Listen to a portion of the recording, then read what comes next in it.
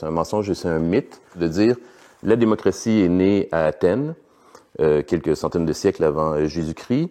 Elle y vit à peu près 200 ans, ou à peu près. Et puis, comme vous dites, elle prend une pause, et puis elle réapparaît. Puis là, bon, il y a des débats. Elle va réapparaître, disons, avec la guerre de l'indépendance aux États-Unis, ou la Révolution en France, ou la fin du 19e siècle. Bref, ça dépend, mais disons, elle apparaît à peu près à ce moment-là.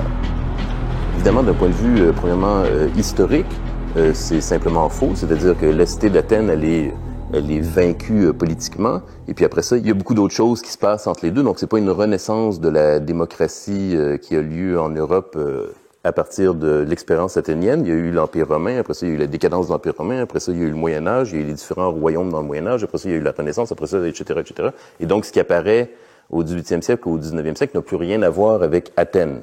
Et même, par exemple, nos fameux parlements, ils sont des créations des rois au Moyen-Âge. Pour les aider à lever des taxes et des impôts, ils convoquaient en fait les grands du royaume, les seigneurs, les nobles, et c'était ça le Parlement. Ça n'avait aucune fonction démocratique, et au fil du temps, le Parlement est devenu une instance décisionnelle. Donc on voit bien que ça n'a rien à voir avec Athènes.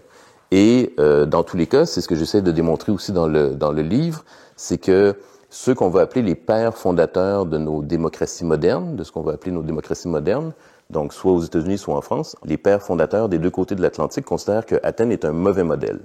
Pour eux, le modèle, si on a un modèle à imiter de l'Antiquité, c'est probablement Rome, peut-être Sparte, mais en tout cas certainement pas Athènes, parce qu'ils ne veulent absolument pas que le peuple puisse se gouverner seul. En fait, le mot démocratie, il est à peu près jamais utilisé, ou très très rarement utilisé au moment de la Révolution française ou de la guerre d'indépendance aux États-Unis. Et quand il est utilisé, c'est presque toujours pour étiqueter un adversaire et le délégitimer. Donc, on ne se revendique pas démocrate, mais on accuse l'autre d'être démocrate. Démocrate était en soi un mot dénigrant. Le démocrate, c'était par définition un jeune de 20-22 ans, un peu idéaliste, qui n'avait pas encore de responsabilité dans la vie et qui voulait trop de liberté, qui aimait un peu l'aventure et qui n'était pas très sérieux politiquement. Et il y a des citations dans le livre où justement des politiciens comme John Adams et d'autres disent c'est normal d'être démocrate à 20 ans, mais franchement à 40 ans, c'est pas sérieux. Et les démocrates, donc, c'est ceux qui sont considérés comme voulant des transformations trop radicales au niveau politique et surtout aussi, très important, au niveau économique. Ce qu'on a oublié un peu aujourd'hui, c'est que au 18e siècle, le démocrate, c'est celui qui est du côté des pauvres. Et c'est celui qui est du côté contre les riches, et c'est celui qui veut, en fait, un système économique égalitaire. Et les élites républicaines, elles sont contre l'égalité économique. Elles sont d'ailleurs généralement membres de l'élite financière. Et donc, elles se sentent menacées par la démocratie, en fait. Et donc, elles fondent un régime antidémocratique.